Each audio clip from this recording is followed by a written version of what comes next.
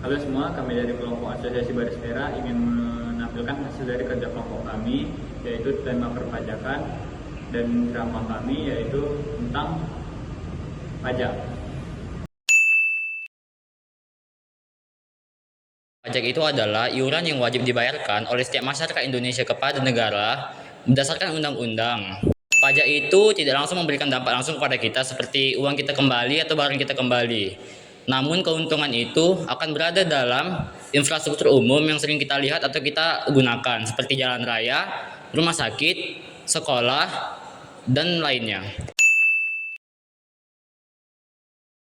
Manfaat pajak itu buat membiayai pembangunan negara, pokoknya buat fasilitas umum dan pelayanan publik.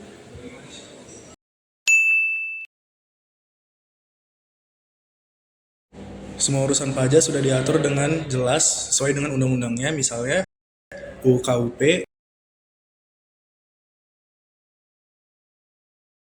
UU PPH,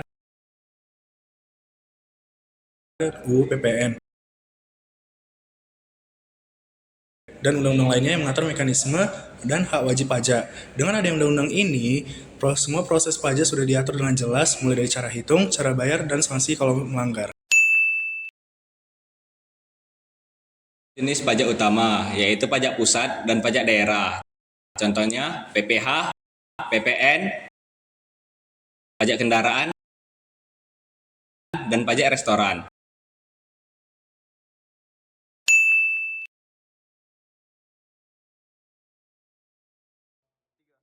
Tujuan bayar pajak untuk dana negara, untuk pengembangan dan pembangunan wilayah.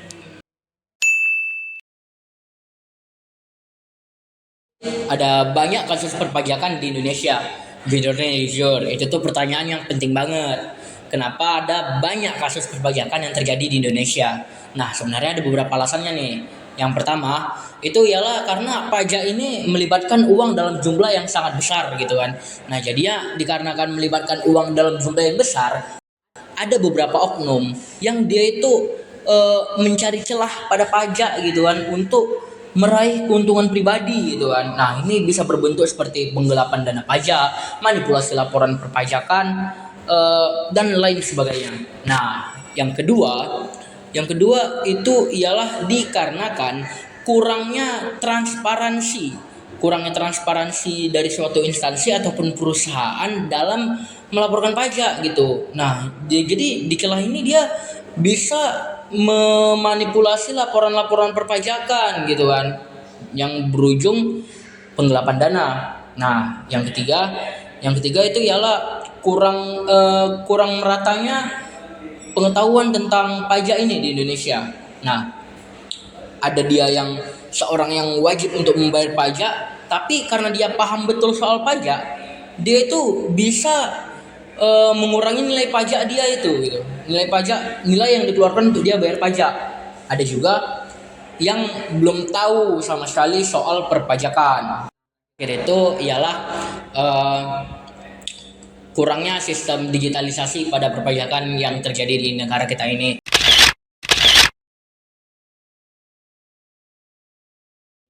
Nah, yang dimana dari kasus-kasus yang sebelumnya itu bisa dimanipulasi karena sistem pajakan kita itu belum modern. Nah,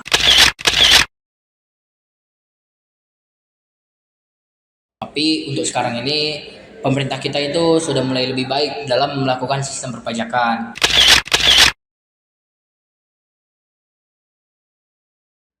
Banyaknya terungkap kasus-kasus perpajakan itu bukan hanya karena banyak orang yang menyalahgunakan pajak gitu, menyalahgunakan kekuasaannya gitu kan untuk korupsi, bukan. Tapi bisa juga karena sistem kita itu udah mulai bagus gitu kan, sistem pemerintahan kita tuh udah mulai bagus sistem perpajakannya, jadinya banyak orang-orang yang sudah tertangkap gitu yang menggelapkan dana-dana pajak. Kawasan alun-alun setempat. Tuntutan utama dalam demo itu adalah Bupati Sudewo mundur dari jabatannya.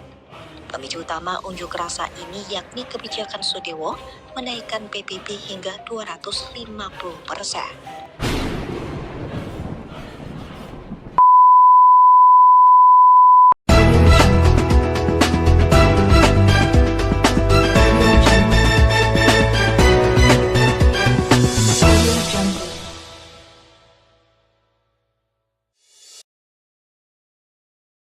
Pemirsa, kembali lagi bersama kami dalam liputan khusus siang ini.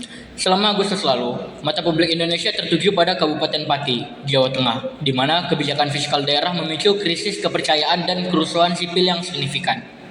Kita akan membahas secara mendalam kronologi lengkap dan konsekuensi politik dari polemik kenaikan pajak bumi dan bangunan perdesaan dan perkotaan, atau PBB P2, yang mengakibatkan ketegangan antara pemerintah daerah dan warganya. Titik awal ketegangan adalah diterbitkannya Peraturan Bupati Pati Nomor 17 Tahun 2025 yang mengatur tentang penyesuaian tarif PBB P2. Perbup ini menetapkan penyesuaian nilai jual objek pajak dan tarif pajak yang dimaksudkan untuk mengoptimalkan pendapatan asli daerah.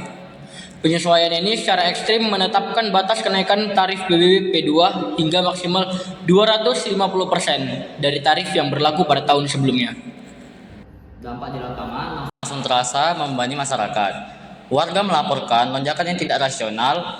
Kasus menjadi sorotan adalah tagihan PBB yang sebelumnya hanya berada di kisaran Rp179.000 yang kini melompat tajam hingga mencapai Rp1.300.000. Kenaikan ini dinilai tidak profesional dengan kemampuan ekonomi masyarakat, khususnya para petani, para pelaku UMKM yang menyoroti ketiadaan kajian sosial ekonomi dan sosialisasi publik yang memadai.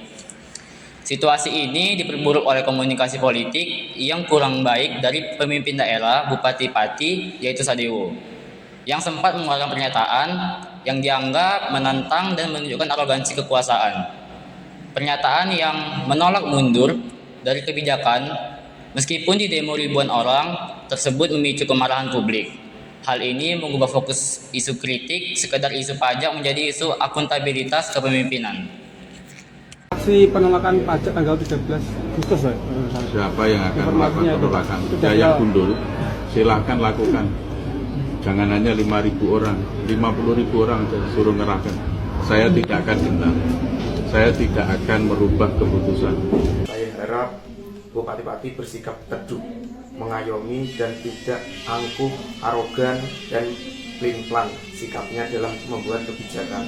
Saya rasa kok nggak layak, Mas, karena gonjang ganjing yang terjadi di Pati ini bersumber dari kebijakan dan omongan beliau. Ketegangan fisik pertama terjadi saat aksi penggalangan logistik oleh masyarakat dan mahasiswa di depan kantor Bupati. Satuan Polisi Pamung Praja ataupun Satpol PP Kabupaten Pati dilaporkan melakukan pembubaran paksa dan penyitaan terhadap logistik bantuan, termasuk air mineral.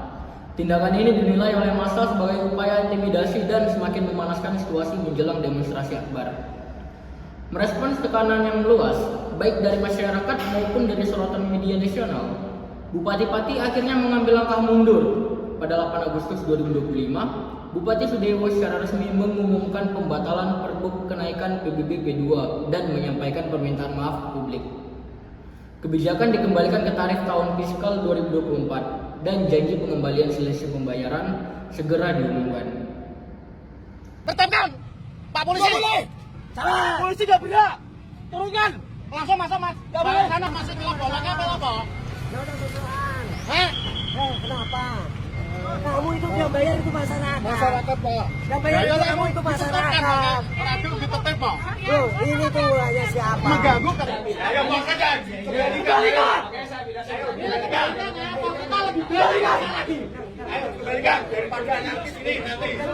Di tingkat pusat, Menteri Dalam Negeri Tito Karnavian menginstruksikan Inspektorat Jenderal Kemendagri untuk melakukan pemeriksaan menyeluruh. Audit ini bertujuan menelaah apakah prosedur penetapan kebijakan daerah telah sesuai dengan ketentuan perundang-undangan dan apakah ada pelanggaran administrasi. Ironisnya, meskipun kebijakan pajak telah dibatalkan, demonstrasi besar yang telah terencana tetap dilaksanakan pada tanggal 13 Agustus 2025. Hal ini menegaskan bahwa tuntutan telah bergeser dari isu fiskal menjadi isu krisis kepercayaan dan desakan agar Bupati mundur dari jabatannya. Aksi ini memuncak dalam kericuhan. Massa terlibat melakukan provokasi dengan mendorong pagar pembatas kantor Bupati hingga mengalami kerusakan. Dan sebagian dilaporkan melemparkan botol ke arah aparat keamanan. Aparat merespon dengan menggunakan tembakan water cannon dan gas air mata untuk membubarkan kerumunan massa yang dianggap melanggar ketertiban. Kericuhan ini menggarisbawahi dalamnya luka politik yang ditimbulkan oleh kebijakan awal.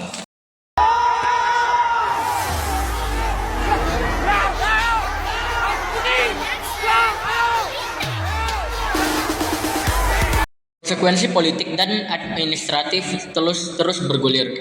Di sisi legislatif, DPRD Kabupaten Pati merespons dengan membentuk tim penyelidikan khusus dan mempertimbangkan penggunaan hak angket untuk menelaah dasar hukum dan kinerja eksekutif. DPRD akan menunggu hasil audit Kemendagri sebelum mengambil keputusan politik terkait permintaan pengunduran diri Bupati. Secara finansial, pembatalan kebijakan ini menimbulkan kerugian bagi kas daerah. Pemerintah Kabupaten Pati diperkirakan kehilangan potensi pendapatan asli daerah sebesar 37 miliar rupiah dan harus menyelesaikan proses pengembalian dana kepada warga yang mencapai belasan miliar rupiah. Solusi yang kami tawarkan untuk kasus ini adalah Untuk mencegah kasus pajak Pati terulang kembali, pemerintah perlu membuat kebijakan pajak secara lebih terbuka dan bertahap. Setiap kenaikan harus dikaji dampaknya, lalu disosialisasikan dan dibahas bersama masyarakat agar tidak menimbulkan kejutan. Kenaikan yang terlalu besar harus dihindarin, serta memberikan keringanan bagi kelompok yang rentan. transparansi penggunaan pajak juga penting agar masyarakat percaya dan memahami manfaatnya. Selain itu, pemerintah perlu mencari sumber pendapatan lain selain dari pajak dan menyediakan tempat pengaduan yang responsif. Dengan cara ini, kebijakan pajak dapat diterima tanpa memicu gejolak sosial. Semuanya, terima kasih. Sekian dari kelompok kami. Sampai jumpa. Dadah. Esok hari ada yang cukup mampu mewakilkan suara